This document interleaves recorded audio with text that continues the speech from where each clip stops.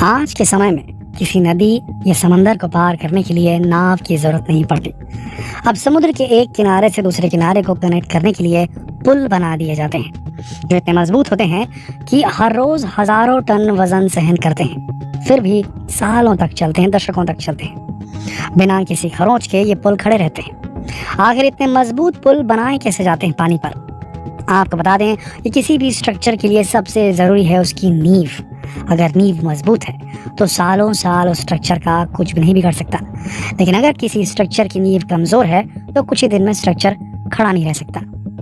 और जो पुल पानी के ऊपर हमें दिखाई देता है उसकी नींव पानी में कई फीट नीचे तक की गहराई में बनाई जाती है, जिसे बनाना किसी बड़ी से बड़ी बिल्डिंग को बनाने से भी ज्यादा चुनौतीपूर्ण चैलेंजिंग होता है, क्योंकि किसी भी वाटर बॉडी में पानी होता है और उस पानी की ऊंची ऊंची और घटती बढ़ती लहरों के बीच खड़े रह पाना बेहद मुश्किल होता है किसी भी नींव का।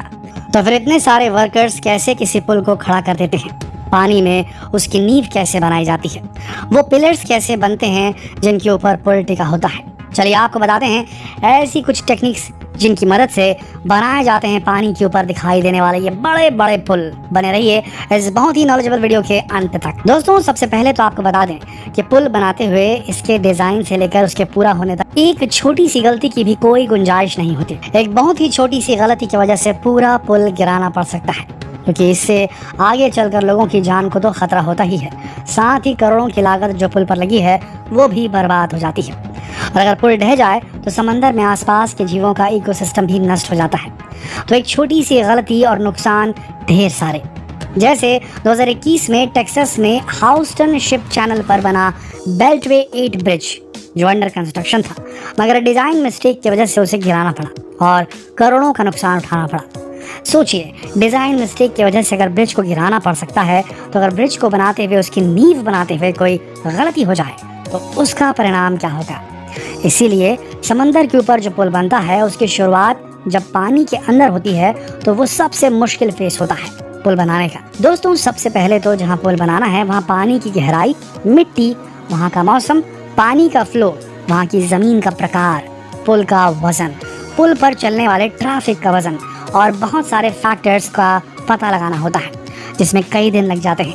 पुल के एक एक इंच को पहले ही कैलकुलेट कर लिया जाता है कितना लोड पड़ेगा उस पर, क्योंकि एक इंच की गलती पूरे पुल के कोलैप्स होने का कारण बन सकती है। उसके बाद जब पुल बनाने की शुरुआत होती है, यानी अंडर वाटर उसकी नींव बनाने से जब शुरुआत होती है, तब सबसे पहले उस जगह से पानी को निकालना सबसे ज़्यादा ज़रूरी होता है। पानी निकालने के बाद ही वहाँ कंस्ट्रक्शन का काम शुरू किया जा सकता है। इसके लिए सबसे पॉपुलर मेथड है कॉफर डैम। कॉफर डैम का मतलब केवल दीवारें खड़ी करना नहीं है। इंजीनियर्स को सभी बातों को ध्यान में रखते हुए ऐसा डिज़ाइन तैयार करना पड़ता है जो ना तो बहे और जिसके अंदर वर्कर्स भी सेफ रह सके, और ऐसा स्ट्रक्चर बनाना पड़ता है जो काम करते वक्त ढह ना जाए पानी के फोर्स से।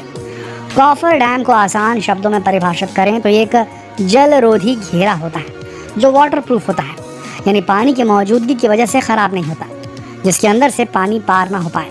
कॉफर डैम बनाकर इसके अंदर से पानी निकाल दिया जाता है, जिससे कि वाटर बॉडी की तली, यानी कि जो नीचे जो उसकी तलछट है, वो दिखने लगती है। अब ऐसा मजबूत कॉफर डैम पानी के अंदर बनाया कैसे जाता है वो भी आपको बताते हैं। कॉफर डैम कई तरह के मटेरियल से बनाया जाता है, जैसे बालू, रॉक, टिम्बर, स्टील और कंक्रीट। ये वहाँ के पानी और मिट्टी पर निर्भर करता है कि कौन कौन से मटेरियल इस्तेमाल किए जाएंगे। वैसे आज के समय में स्टील और कंक्रीट का इस्तेमाल ज़रूरी हो गया है। इसके लिए स्टील की लंबी लंबी पाइल्स को एक स्ट्रक्चर के ऊपर फिट किया जाता है। ये स्टील की पाइल्स या शीट्स स्ट्रेट होती हैं और स्ट्रक्चर तैयार करने के लिए इन्हें एक साथ जोड़ा जाता है, जिसके लिए वायर्स का इस्तेमाल किया जाता है। स्ट्रक्चर गोल या फिर चौकोर भी हो सकता है और बनने के बाद इस स्ट्रक्चर को पानी के अंदर डाल दिया जाता है। पुल की लंबाई के हिसाब से तय किया जाता है कि कितने कॉफर डैम बनाने पड़ेंगे। कॉफर डैम्स को बनाते हुए ये ध्यान रखना ज़रूरी है कि उनकी ऊंचाई पानी की गहराई से 25% ज़्यादा होनी चाहिए। जैसे अगर पानी की गहराई 8 फीट है तो कॉफर डैम 10 फीट का होना चाहिए। जो स्ट्रक्चर बनाया गया है उसे मजबूती देने के लिए उसके अंदर सैंड, क्ले, ग्रेवल, कंक्रीट आदि भरे जाते हैं। फिर बड़ी बड़ी मशीनों की मदद से इस पूरे स्ट्रक्चर को पानी के अंदर पहले से डिसाइड की हुई जगह पर स्थापित किया जाता है। ये कॉफर डैम अपनी जगह से 1 इंच इधर से उधर भी नहीं होना चाहिए। दोस्तों, पानी के अंदर ही कॉफर डैम बनाना बहुत ज़्यादा महंगा होता है और इसके लिए बहुत ज़्यादा स्किल्ड लेबर की ज़रूरत पड़ती है। इसीलिए पहले स्ट्रक्चर को बाहर बना लिया जाता है और फिर उसे पानी में फिट किया जाता है। उसके बाद पंप्स की मदद से इस कॉफर डैम के अंदर से पानी बाहर निकाला जाता है और कॉफर डैम के अंदर पानी को बिल्कुल सुखा दिया जाता है। कॉफर डैम का पर्पस ही है कि इसके अंदर से पानी निकालना और फिर पुल बनाना शुरू करना। एक ड्राई वर्क प्लेस क्रिएट करने के लिए ही कॉफर डैम बनाया जाता है। इसे देखकर ऐसा लगता है कि इतनी गहरी और विशाल वाटर बॉडी के अंदर बने इस कॉफर डैम में काम करने से हमेशा ही वर्कर्स की जान को खतरा रहता होगा। ये खतरनाक तो होते हैं, लेकिन इतना भी नहीं जितना आप सोच रहे हैं। पुल कॉफर डैम के फेल होने के चांसेस बेहद कम होते हैं और फेलियर की सिचुएशन से निपटने के लिए भी बहुत से बैकअप पंप्स साइट्स पर मौजूद रहते हैं और इनके अंदर ऐसी कंडीशंस में ही काम किया जाता है जब पानी स्टेबल होता है। कॉफर डैम बनाने के बाद उससे पानी निकालने के बाद पुल बनाने का काम शुरू किया जाता है और फिर इसे डिज़ाइन के अनुसार किसी भी दूसरी मजबूत इमारत की तरह ही कंस्ट्रक्ट कर दिया जाता है और उसके बाद कॉफर डैम वाली जगह पर पानी वापस भर दिया जाता है और स्टील पाइल्स को रिमूव कर दिया जाता है, यानी कॉफर डैम को डिसेंबल कर दिया जाता है, निकाल दिया जाता है। दोस्तों, पुल की नींव बनाने का दूसरा मेथड है केसन्स। इसके लिए पुल की नींव को पानी के बाहर ही ज़मीन पर तैयार कर लिया जाता है और जहाँ इसे फिट करना होता है वहाँ समुद्र से ही या ज़रूरत पड़ने पर किसी दूसरी जगह से बड़े विशाल पत्थर लाकर उस जगह भराई की जाती है और उसके ऊपर बड़े बड़े शिप्स और बड़ी बड़ी मशीनों की मदद से नींव को ट्रांसफर कर दिया जाता है। ये ऊपर की तरफ से खुली होती है और नीचे की तरफ से बंद रहती है, इसलिए इसे पानी में अपनी निर्धारित जगह पर स्थापित करना सबसे चैलेंजिंग काम है।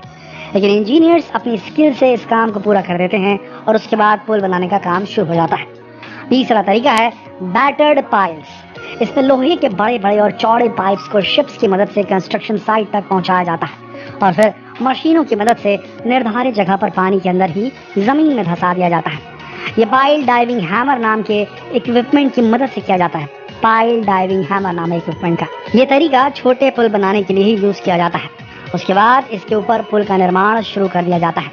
दोस्तों, सबसे सफल और सबसे कम रिस्की तरीका कॉफर डैम ही है। कॉफर डैम मेथड से बनाए गए पुल ही कई दशकों तक टिक पाते हैं, लेकिन कॉफर डैम बहुत एक्सपेंसिव होते हैं, इसीलिए छोटे मोटे पुल बनाने के लिए केसन्स और बैटर्ड पाइल्स का इस्तेमाल भी कर लिया जाता है।